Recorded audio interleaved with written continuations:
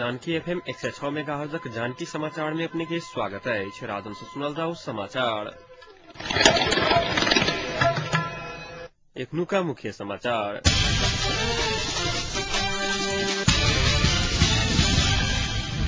जनकपुर में खाना बनावे वाला गैसक अभाव, व्यवसायी सब उतरल आंदोलन में। जनप्रतिनिधि नहीं रहला कारण भ्रष्टाचार में वृद्धि भ रहल, जनकपुर में वक्ता सभक आरोप। महतरी में एहि वर्ष 85 गोटे में हाथी पाइले रोगक संक्रमण देखल गेल। 32 बूंदे मांग सहित प्रधानमंत्री के ज्ञापन पत्र बुझलक सर्लाही किसान संबंध संघ संगठन सब। 10 दिन भीतर स्थानीय निकाय संचालन के लिए संयंत्र गठन कयल जायत, स्थानीय विकास मंत्री टोप बहादुर राय माझीक घोषणा। आ अपन देश बर्ड फ्लू मुक्त रहल भारतक घोषणा। जनकपुर में खाना बनावे वाला गैस के अभाव सृजना भेलाक बाद व्यवसायी सब आंदोलन में उतरला अछि। सहज आपूर्ति के मांग करैत गैस व्यवसायी सब आई शिव चौक पर सिलेंडर सहित 1 घंटा चक्का जाम केने छल। जानकी मंदिर प्रांगण से शुरू भेल विरोध जुलूस शिव चौक पर आबि कऽ संपन्न भेल छल। गैस व्यवसायी संघक गणेश झा गैस अभावक कारणे ई रोजगार संकट में आबि रहल शिकायत केने छलथि। गैसक आपूर्ति सहज नहि भेल तऽ कड़ा आंदोलन करऽ के चेतावनी दिलनि। एहि बीच अंचल गैस व्यवसायी सब स्थानीय प्रशासन पर प्रधानमंत्री के ज्ञापन पत्र से बुझौलक अछि।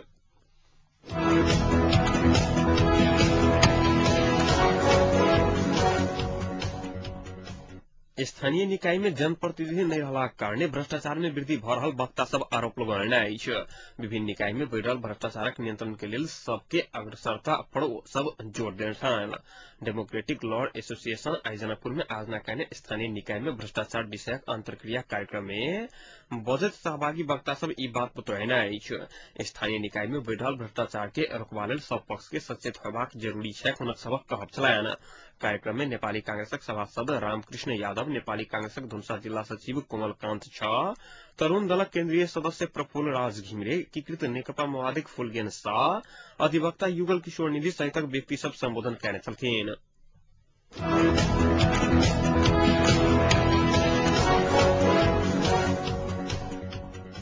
सभासद सब संविधान लेखा के कार्यतालिका परिवर्तन के अवस्था आवन नहीं देव सरकार संविधान सभा और राजनीतिक दल के ध्यान आकर्षण करने अछि। व्यवस्थापक संसदक आई बैठल बैसार में विशेष समय में सभासद सब संविधान निर्माणक कार्यतालिका परिवर्तन करन नहीं मिलत बतौने अछि। एकीकृत नेकपा माओवादी पुष्प विक्रम मल, नेकपा एमाले के यमलाल कड़ेल कार्यतालिका परिवर्तन कर के नहीं मिलत बतौने अछि। माओवादी सभासद मल जनभावना विपरीत कार्यतालिका परिवर्तन में नहीं लागा कांग्रेस के सुझाव दिलायन। एमाले के सपना मल कार्यतालिका परिवर्तन के बाद सभासद सबक माथ झुकल बतौने अछि।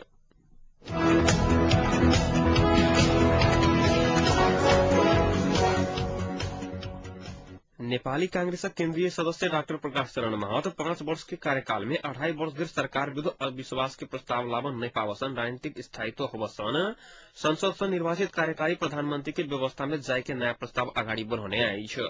माओवादी एमाले एखन के जेहन संसदीय प्रणाली में सरकार नहीं बन योजना बनाए रहल, राजनीतिक स्थायित्व नहीं हैत कहत वो तर्क देने अछि। रिपोर्टर्स क्लब काठमांडू में डॉक्टर महत एहन नया प्रस्ताव सार्वजनिक केने अछि। एहि बीच उपसभामुख पूर्ण कुमारी सुवेदी दल सब अपन अपन आड़ान छोड़ कर संविधान निर्माण में ध्यान केंद्रित कर पड़त बतौने अछि। चितवन रत्न सागर के अमलिया में धान्य चल ज्ञान महायज्ञ के उद्घाटन करत वो संविधानक विवादित बहुतो विषय में सहमति भ चुकल कहत किछु बुंदा में सहमति जुटाव दल सबके आड़ान छोड़ पड़त बतौलिया अछि। उपसभामुख सुवेदी संविधानक विवादित विषय में रहल विवादित विषय सब में तत्काल सहमति जुटा जनता चाहने संविधान बनाव पड़त बतौलिया अछि। विवादित विषय में सहमति जुटाव पूस 25 गते भीतर संवैधानिक समिति में पेश कर पड़बाक कारण वह अनुसार काम कर पड़बाक जोर देली।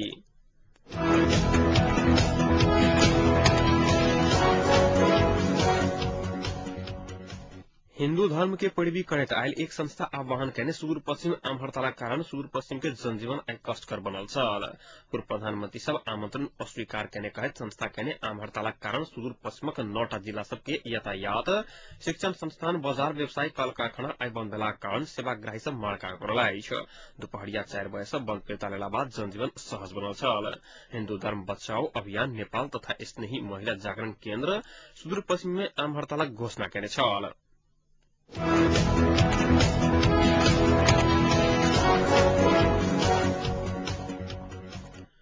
मोहतरी में एहि वर्ष 85 गोटे में हाथी पाइले रोगक संक्रमण देखल गेल। जिला जनस्वास्थ्य कार्यालय मोहतरी जनौलक अछि। स्वास्थ्य कार्यालय देने जानकारी अनुसार 235 गोटे हाइड्रोसिल हाथी पाइले के बीमारी रहल बताओल गेल अछि। हाइड्रोसिल संक्रमित मध्ये 568 गोटे पुरुष रहल जिला जनस्वास्थ्य कार्यालय मोहतरी तथ्यांक में उल्लेख कयल गेल अछि। एहि वर्ष जिला में 6,36,460 गोटे के हाथी पाइले रोग के दवाई खुआवा के कार्यक्रम रहल बताओल गेल अछि।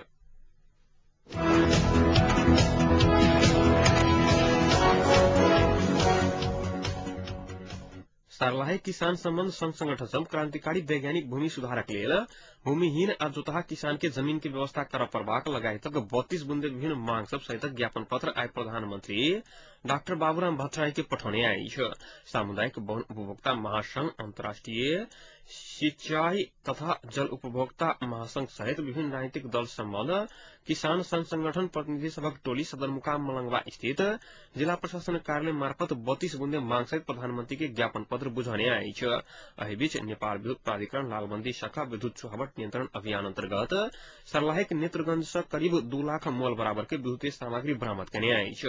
विद्युत प्राधिकरण लालबंदी शाखा प्राविधिक मोहन श्रेष्ठ आ नवलपुर प्रहरी चौकी के प्रहरी हवलदार यम बहादुर छेत्री के नेतृत्व में पहुंचल टोली विद्युतीय सामग्री बरामद कयने अछि। टोली विद्युत चोरी कर प्रयोग कयल जा रहल पुनर्बांस सँ लोहा काटय वाला मशीन 1 थान, 7 हॉर्स पावर के मोटर सहित 4टा मोटर आ 16 mm के 400 मीटर के फोर्स केबल सहित 1200 मीटर केबल के तार आ 3 थान विद्युतीय मोटर बरामद करने प्राविधिक मोहन श्रेष्ठ जानकारी दिलैन।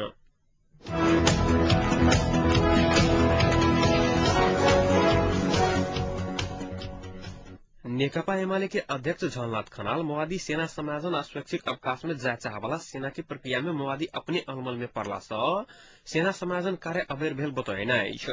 नेकपा एमाले नारायणी अंचल स्तरीय कार्यकर्ता प्रशिक्षण कार्यक्रम के आइ हेठौड़ा में उद्घाटन करैत अध्यक्ष खनाल ई बात बतौने अछि। खनाल वर्तमान सरकार पूर्ण रूप में असफल भ चुकला सँ तत्काल राजीनामा द सहमति सरकार निर्माण करय लेल बात खुला करऽ पड़त बतौने अछि।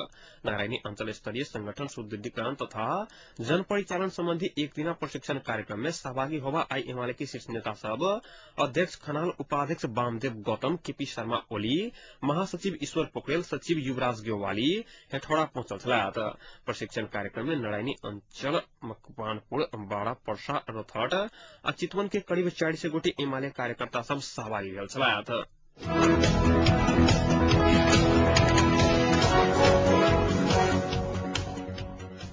ठंडी के कारण मोहतरी में आई फेर से एक गोटे के कठुआक मृत्यु भेल अछि। किछु दिन से बढ़ल शीतलहरी के कारण ठंडी से कठुआक 1.5 के 31 वर्षक रीता देवी शाह के मृत्यु भेल परिवारजन बतौलक अछि। ठंडी के कारण ग्रामीण बस्ती में सर्दी, खोखी आ निमोनिया से बीमार होबय के संख्या बढ़ल जिला स्वास्थ्य कार्यालय मोहतरी जनौलक अछि। एहि बीच सर्लाही के रामनगर बोहरबा गांवी से वार्ड नंबर 7 में आई भिनसर 2 पक्ष बीच गोली चलला से पुलिस सहित 12 गोटे से बेसी घायल भेल अछि। घायल में से 2 गोटे के छर्रा लागल अछि। गोली के छर्रा लाइक रामनगर बोहरबा वार्ड नंबर 7 के विजय शाह आ वार्ड नंबर 9 के भाग्य नारायण राउत घायल भेल जिला प्रहरी कार्यालय के प्रहरी निरीक्षक जनक बहादुर शाही जानकारी दिलैन। हुनका सबके स्थानीय स्तर में सामान्य इलाजक बाद थप इलाजक लेल मलंगवा पठाओल गेल पुलिस जनौलक अछि। तहिना लाठी आ पत्थर से 10 गोटे से बेसी घायल भेल स्थानीय वासी सब जानकारी देने अछि। झड़प भेल करीब आधा घंटा के बाद पुलिस पहुंचल छल। झड़प नियंत्रण के क्रम में पाथर लाइक प्रहरी हवलदार मनोज कुमार झा के माथ में चोट लागल अछि।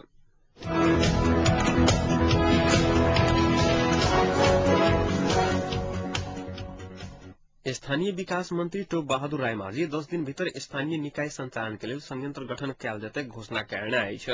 राजधानी में एकटा कार्यक्रम के संबोधित कर संविधान सभा के निर्वाचन में दल सबके प्राप्त मत के आधार पर नया संयंत्र गठन के तैयारी भ रहल मंत्री रायमाझी खुलासा कयलनि। सबसे अधिक मत प्राप्त दल के अध्यक्ष तकर बाद उपाध्यक्ष सहितक पद द क संयंत्र गठन कयल जेतै रायमाझी जानकारी दिलनि। अधिकतम 5 से 9 सदस्यीय संयंत्र गठन के तैयारी भ रहल खुलासा करैत तत्काल स्थानीय राजनीतिक दल से सलाह क जिला में एलडीओ, नगरपालिका में कार्यकारी अधिकृत आ गांवी समेत सचिव के नेतृत्व में स्थानीय निकायक विकास निर्माणक काज संचालन करबा लेल निर्देशन देल गेल रायमाझी बतौने अछि। ऐसे पहिने के संयंत्र भ्रष्टाचार में लिप्त रहल शिकायत सब औला के बाद अख्तियार दुरुपयोग अनुसंधान आयोगक निर्देशन अनुसार विघटन कयल गेल रायमाझी के कहब छलैन। यद्यपि सबसे उपयुक्त विकल्प स्थानीय निकायक निर्वाचन रहल उल्लेख करैत दल सब सहमत भेल त आगामी अगहन धरि निर्वाचन कराओल जा सकैया रायमाझी जोड़ देलैन। विकास बजट में सबसे अधिक हिमाल आ तराई में भ्रष्टाचार भेल भ्रष्टाचार नियंत्रण के लिए मंत्रालय छापामार शैली में छापामारा के काज आरंभ क चुकल मंत्री रायमाझी जानकारी देने अछि।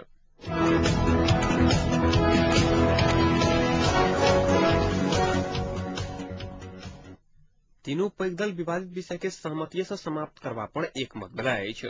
सिंहदरबार में आई संपन्न माओवादी कांग्रेस आ एमआरए के शीर्ष नेता सबक बैसार संविधानक अंतर्वस्तु से संबंधित विषय में माघ 15 गते भीतर सहमति खोजे के निर्णय कने कांग्रेस नेता रामशरण महत जानकारी देने अछि।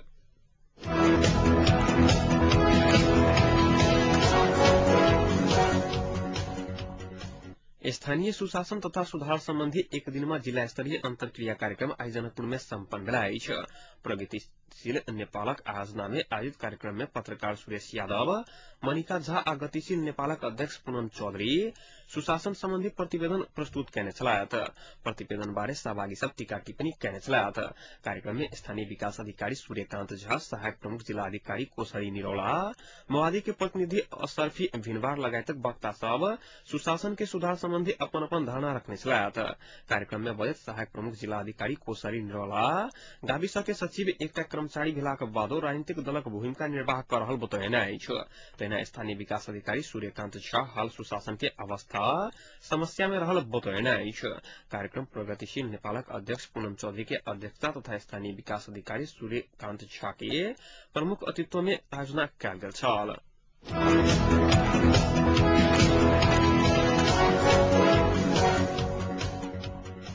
कार्यकारी अधिकृत के रूप में एकल कार्यालय प्रमुख पठावा के आश्वासन भेटला बाद जनकपुर नगरपालिका एसोसिएशन अपन संघर्ष कार्यक्रम फिरता लेलक अछि।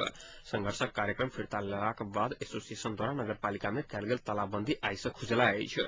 एसोसिएशन कार्यालय में काज करबाक असुरक्षित वातावरण भेल कहैत अविलंब कार्यालय प्रमुख के हाजिरी कराबऽ के आ कर्मचारी ऊपर अपशब्द प्रयोग केनिहार राजनीतिक संयंत्रक प्रतिनिधि ऊपर कार्रवाई करा के मांग करत विगत रवि दिन से अनिश्चितकालीन तालाबंदी केने छल। स्रोतक अनुसार स्थानीय विकास मंत्रालय सिंहलिक स्थानीय विकास अधिकारी ध्रुव बहादुर खड़का के जनकपुर नगरपालिका के कार्यकारी अधिकृत के रूप में पठावा के निर्णय कयने अछि। खड़का के कार्यकारी अधिकृत के रूप में मंत्रालय द्वारा टिप्पणी सदर कयलाक बादो खड़का विगत 2 दिन से संपर्क में नहीं आबि रहल स्रोत जनौलक अछि। एहिसँ पहिने जिला विकास समिति धुनसाक प्राविधिक राजकिशोर शाह के नगरपालिका कार्यकारी अधिकृत के रूप में नियुक्त कयने छल।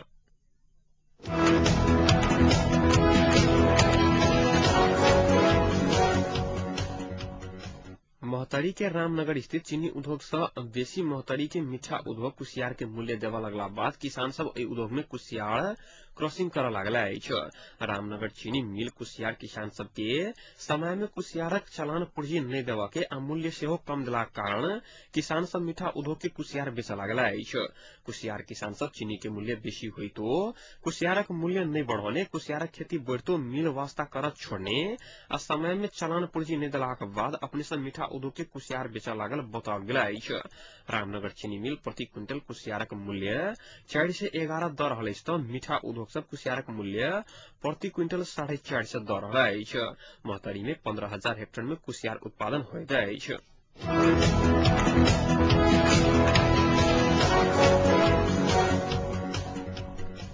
सरकार संचार प्रतिष्ठान में कार्यरत श्रमजीवी पत्रकार कामदार आ कर्मचारी के न्यूनतम पारिश्रमिक पुनरावलोकन कयलक अछि। न्यूनतम पारिश्रमिक निर्धारण समितिक सिफारिश अनुसार सूचना तथा संचार मंत्रालय के प्रस्ताव पर राजपत्र में प्रकाशित कऽ कऽ पारिश्रमिक बढ़ाओल गेल अछि। परिमार्जित पारिश्रमिक संचार प्रतिष्ठान में कार्यरत श्रमजीवी पत्रकार कामदार आ कर्मचारी के लागू हेतैक। परिमार्जन अनुसार राष्ट्रीय संचार प्रतिष्ठान सब में कार्यरत श्रमजीवी पत्रकार कामदार आ कर्मचारी के न्यूनतम पारिश्रमिक 10,008 रुपया निर्धारण कयल गेल अछि। तहिना अन्य संचार प्रतिष्ठान में कार्यरत पत्रकार के 7,228 आ कामदार तथा कर्मचारी के 6,405 रुपया निर्धारण कयल गेल अछि।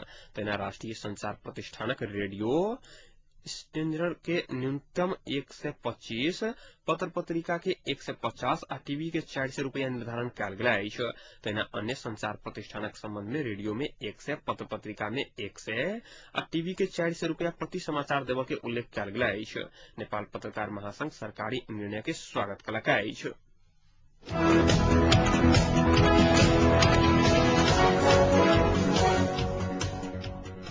जनकपुर उद्योग वाणिज्य संघ जनकपुर से आंतरिक राजस्व कार्यालय स्थानांतरण करा के विरोध में जनकपुरक संपूर्ण व्यापारिक प्रतिष्ठान बंद करा के निर्णय कयलक अछि। जनकपुर से आंतरिक राजस्व कार्यालय के सेवा केंद्र के रूप में बर्दिवास लजबाक सरकार के निर्णय के विरोध में संघ काल्हि एक दिन संपूर्ण दुकान, उद्योग, कल कारखाना सहित बंद करा के निर्णय कयलक अछि। संघक पदाधिकारी सबक संपन्न बैसार ई निर्णय कयने संघक अध्यक्ष श्याम प्रसाद शाह जानकारी देलनि अछि। सरकार एहि निर्णय के विरोध में आगामी संघर्षक कार्यक्रम काल्हि तय कयल जायत, अध्यक्ष शाह जानकारी दिलनि। जनकपुर के उपेक्षा के दृष्टि से देखैत सरकार जनकपुर के मरुभूमि बनाबा के उद्देश्य से कयने शाह आरोप लगौने अछि।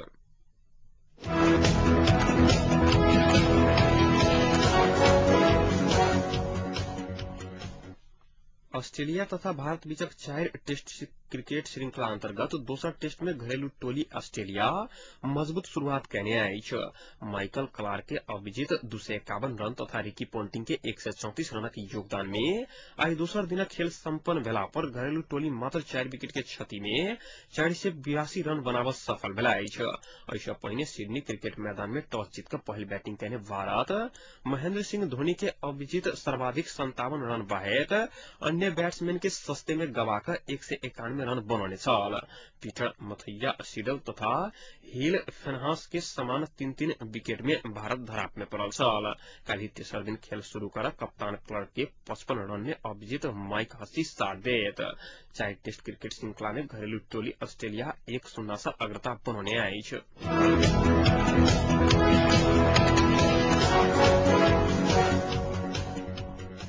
भारत अपन देश के बर्ड फ्लू मुक्त देश घोषणा कयलक अछि। पत्र सूचना कार्यालय के अनुसार पशु स्वास्थ्य पर अर्थात OIE के एहि विषय में सूचित कर देल गेल अछि। बर्ड फ्लू देश मुक्त घोषणा कयलाक बादो प्रभावित देशक सीमा क्षेत्र के निगरानी कयल जेतै कार्यालय जनौलक अछि।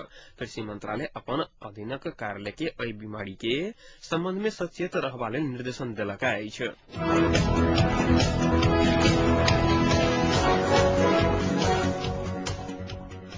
आप तापक्रम एखन जनकपुरक तापक्रम 17 डिग्री सेल्सियस रहल अछि।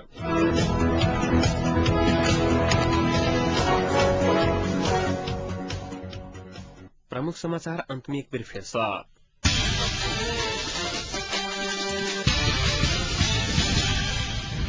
जनकपुर में खाना बनावे वाला गैसक अभाव, व्यवसायी सब उतरल आंदोलन में। जनप्रतिनिधि नहीं रहला कारण भ्रष्टाचार में वृद्धि भ रहल, जनकपुर में वक्ता सबक आरोप। महतरी में एहि वर्ष 85 गोटे में हाथी पाइले रोगक संक्रमण देखल गेल।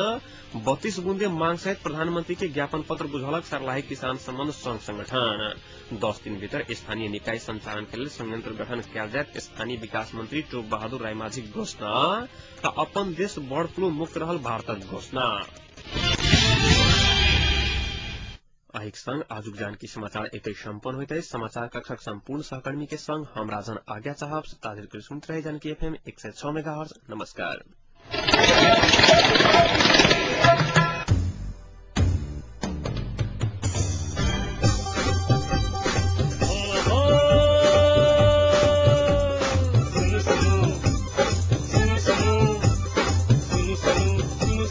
अरे भाई की सुनो पल पल के खबर घर बैसल